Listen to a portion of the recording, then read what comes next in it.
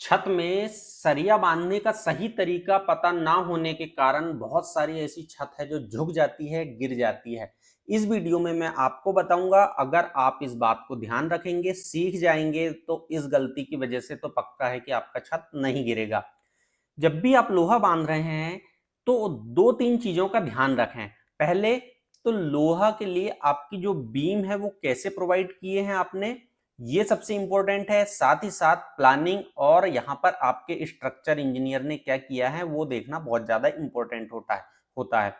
यहाँ पर अगर हम बात करें तो स्लैब की ढलाई या फिर कास्टिंग जब भी कर रहे हैं तब आपको कुछ सिंपल सी चीजें हैं उनका तो ध्यान रखना ही होगा। जैसे सीमेंट आप कौन सी यूज कर रहे हैं, उसके साथ साथ सीमेंट आप जो यूज कर रहे हैं उसका जो मटेरियल यानी कंक्रीट बनाएंगे आप, वो किस तरीके से बनाएंगे, यानी ग्रेड ऑफ कंक्रीट क्या रहेगा।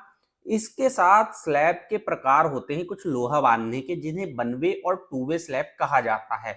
ज्यादातर अगर आप आंख बंद करके भी यूज करें तो टू वे स्लैब निकल कर आती है। मैंने इसके लिए बहुत सारे पुराने वीडियो में भी कैलकुलेशन के साथ बताया हूं कि आप कैसे कर सकते हैं।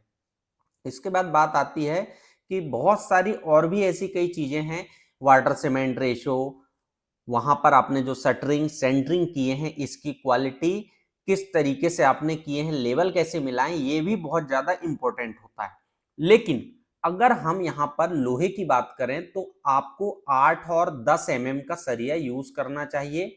यहाँ पर मेन बार और डिस्ट्रीब्यूशन बार दो होती है, यानी आपको दो तरफ से जब आप यूज कर रहे हैं तो एक तरफ आपको 8 एमएम डालना है, एक तरफ आपको 10 एमएम का सरिया डालना है।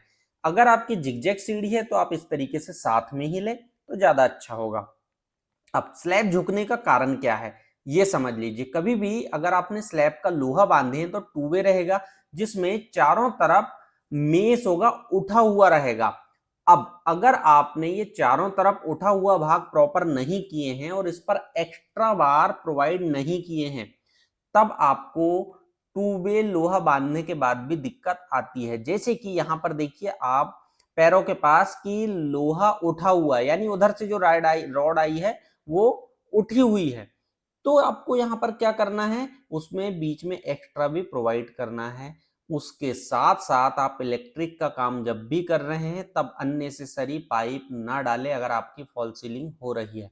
अगर आप इन कुछ बेसिक सी चीजों का ध्यान रखेंगे तो छत में कभी कोई दिक्कत नहीं आती। वाटर सीमेंट रेशो, जैसे कि मैंने कहा, आप बहुत ज्यादा छत में पानी डाल देते हैं इसकी वजह से। साथ ही साथ एक चीज और होती है जिसे हम इग्नोर कर देते हैं। अगर मान लीजिए आपकी छत डली हुई है तो हम रॉड कहीं भी एक तरफ छोड़ देते हैं कि इस रॉड से हम बाद में और आगे बढ़ा लेंगे, जो गलती बिल्कुल ना करें।